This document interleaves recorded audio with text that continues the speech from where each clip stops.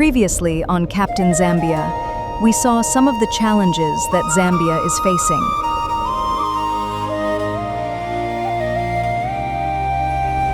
We saw massive deforestation,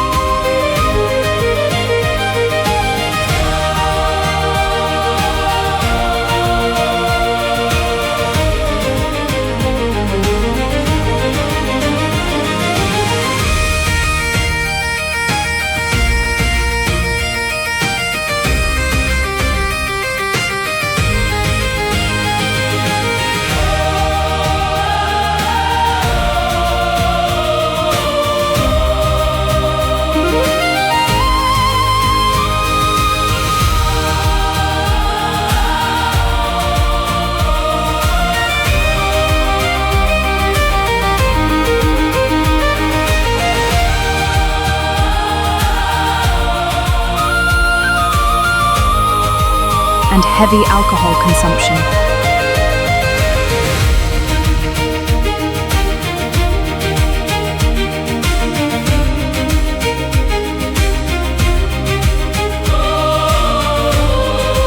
Unemployment, adultery,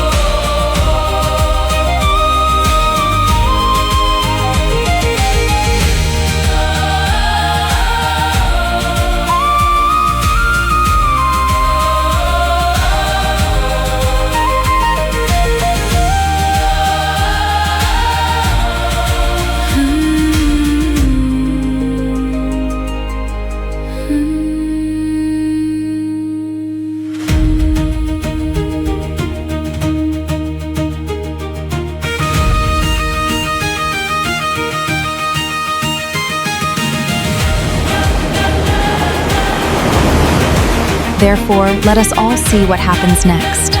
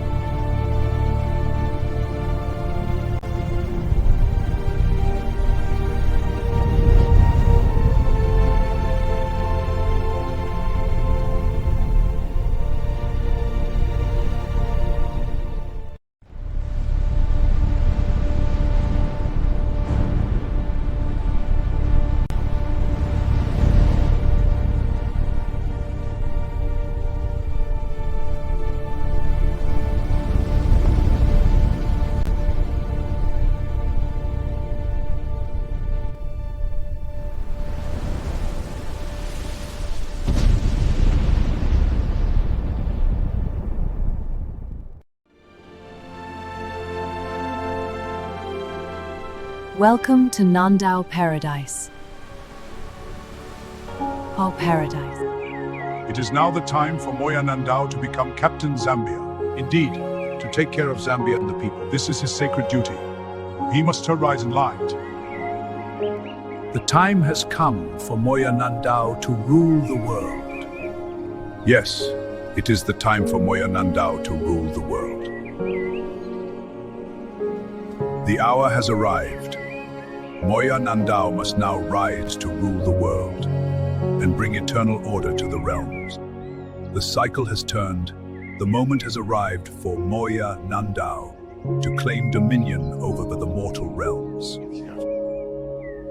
Ma, I did it. I bought the electricity company.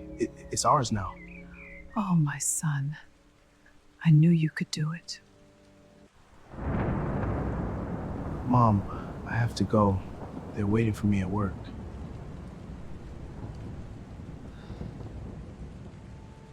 Go and walk well at work, my son.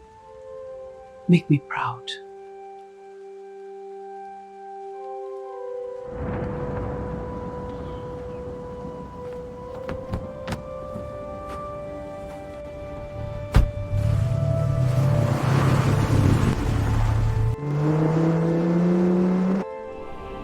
My child Moya Nandanda will forever rule the universe.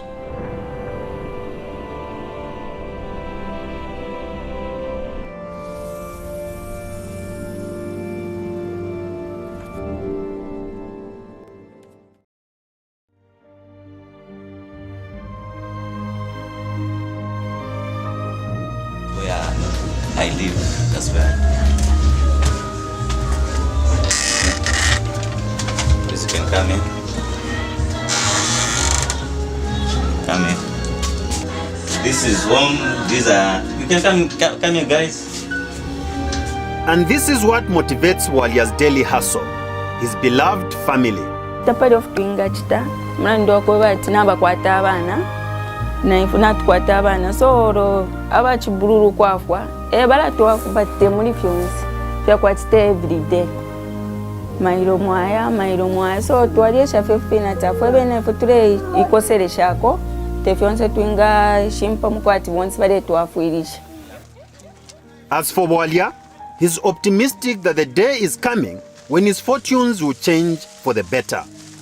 Look at me, I'm young, energetic, I have a lot to contribute to this country, to my nation. If given an opportunity, obviously I would live if there is any other business venture besides selling charcoal. I would obviously dive into that. Zambia has been cited by many studies as one country where alcohol is excessively consumed by both men and women. According to the World Health Organization, WHO, 76% of men and 23% of women in Zambia consume alcohol. A Zambia Global School Health Survey 2004 conducted by World Health Organization on 2,257 pupils between grades 1 and 7 revealed that 43% of school-going children in Zambia consume alcohol.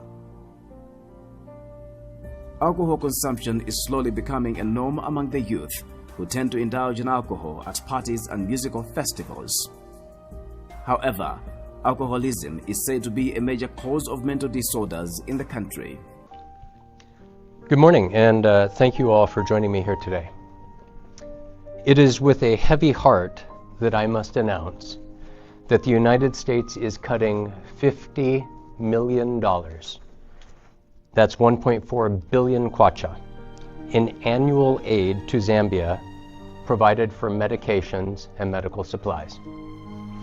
For more than 1 year, the government of the United States has requested tangible action from the government of Zambia to respond to the countrywide systematic theft of these products provided by the United States.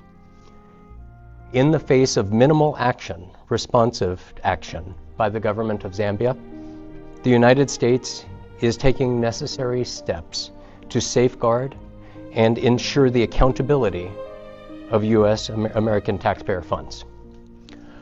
For more than 60 years, the United States and Zambia have shared a strong friendship.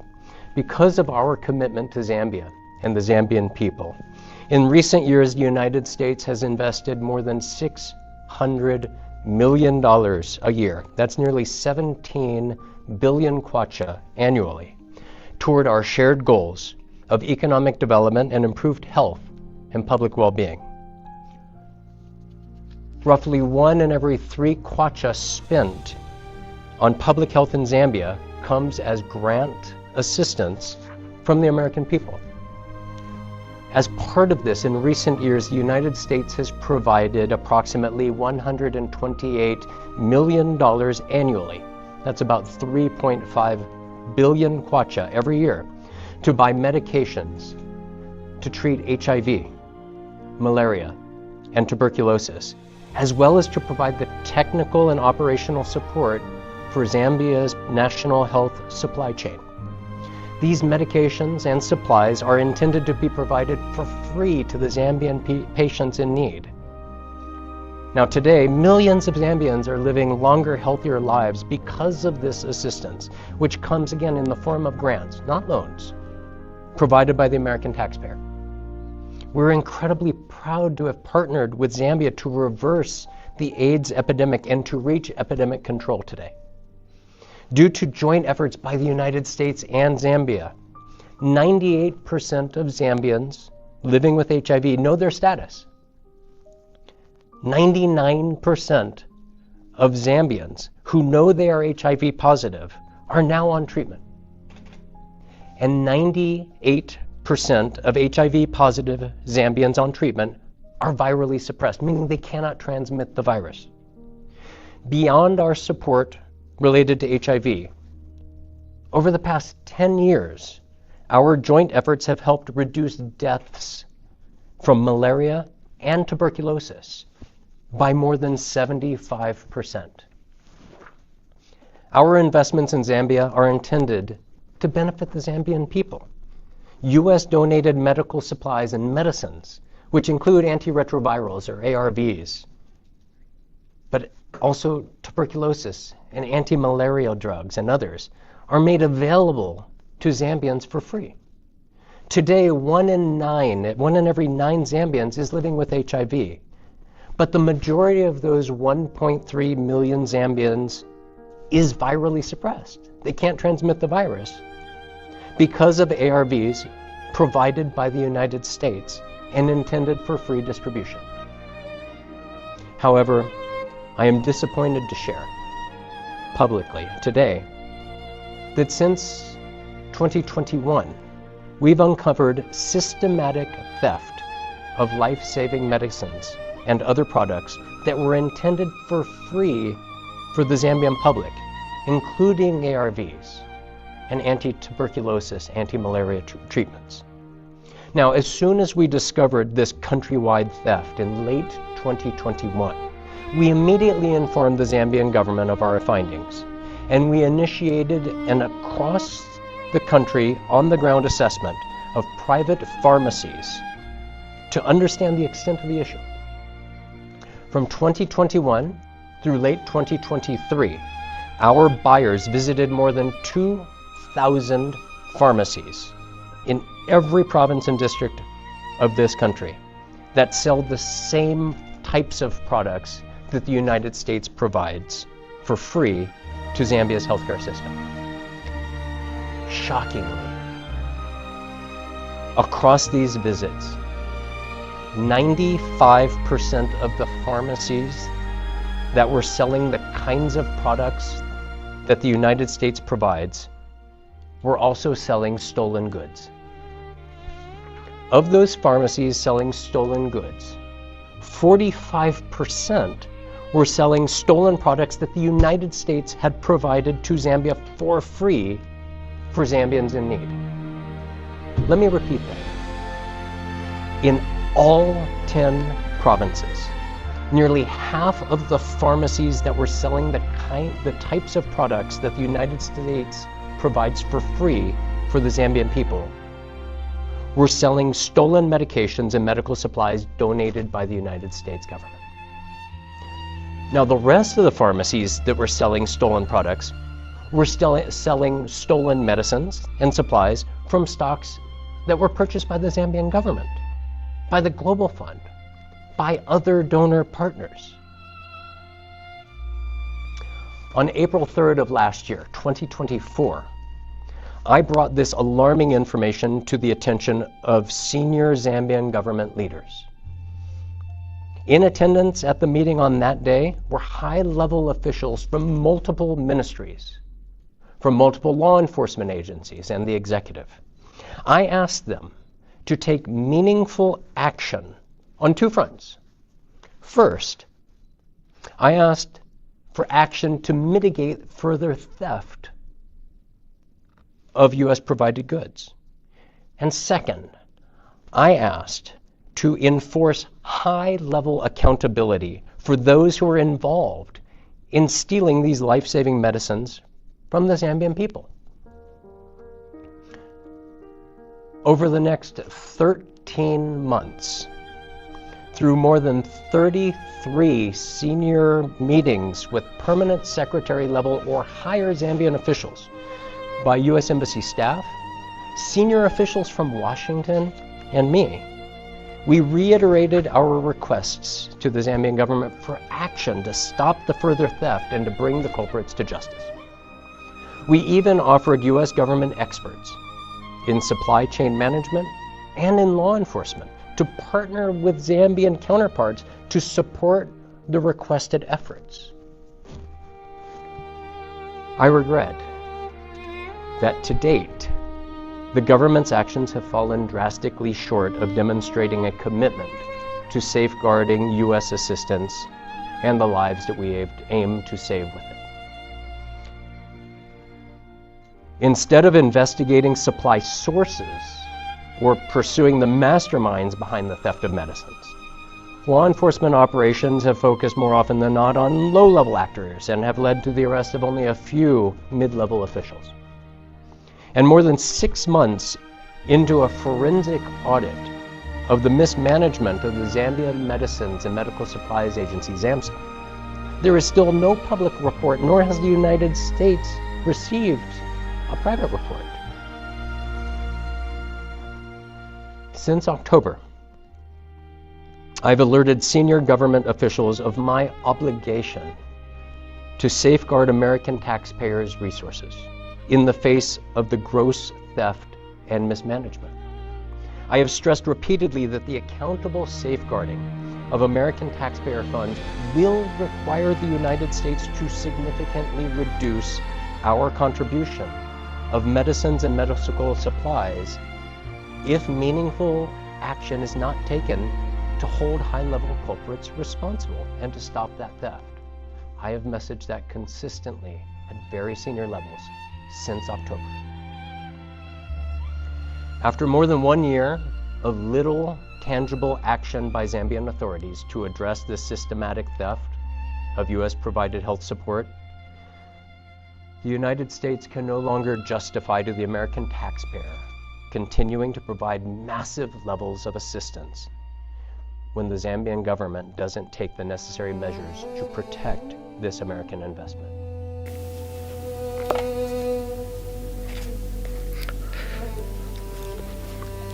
It breaks my heart. But I also have a duty to the American people, to the American taxpayer, to safeguard and ensure the good use of these resources. I've bent over backwards doing everything I know how to do to prevent this, to partner or have tried to partner with authorities to respond. In a major development, the United States has withdrawn $50 million, approximately 1.4 billion kwacha, in annual aid to Zambia's Ministry of Health.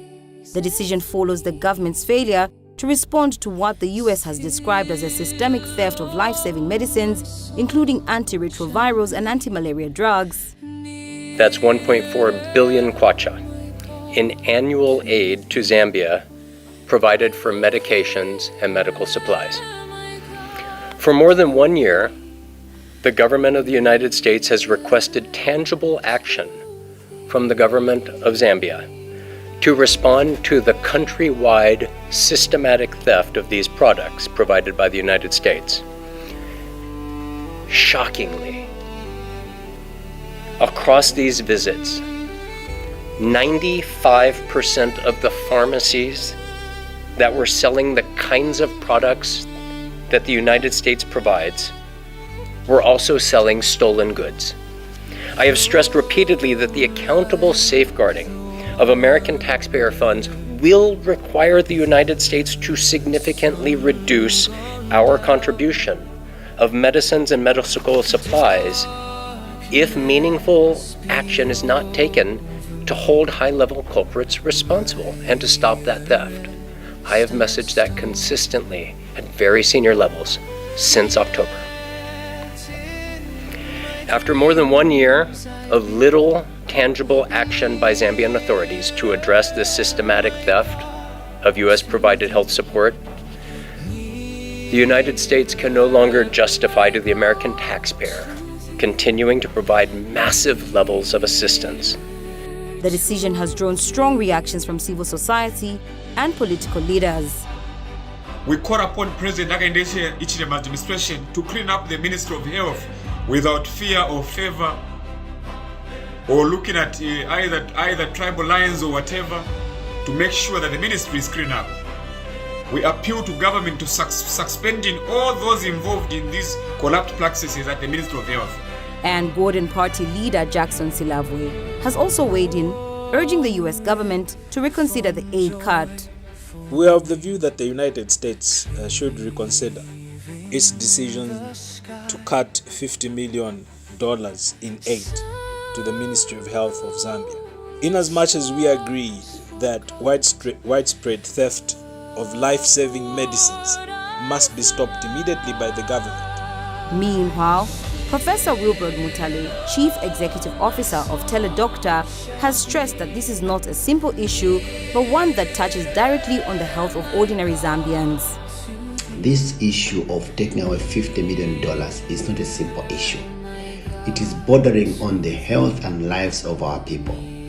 So you can like it, maybe you want to politic, you want to say maybe people are complaining, and I think that that's not what we wanted to do. Like, we are not children, we are all adults in here, in this country. We know how things work. And so such a news should not be taken lightly, actually. It needs to be taken seriously by the power that be, but also for the doctors, the nurses, all the health people that have been running this ministry.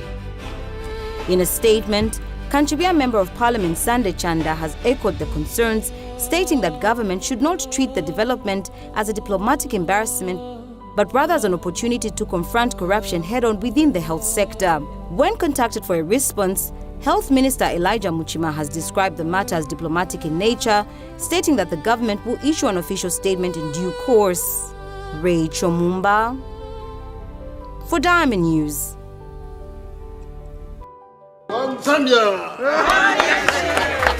Before Zambia became a country, the territory was known as Northern Rhodesia and Barotseland.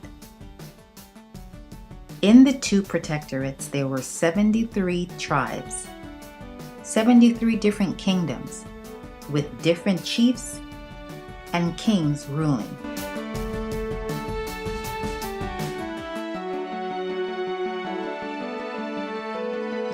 In this short video, Kenneth Kaunda explains what One Zambia, One Nation means, what it meant before independence, and what it means after independence. We began to develop along those lines.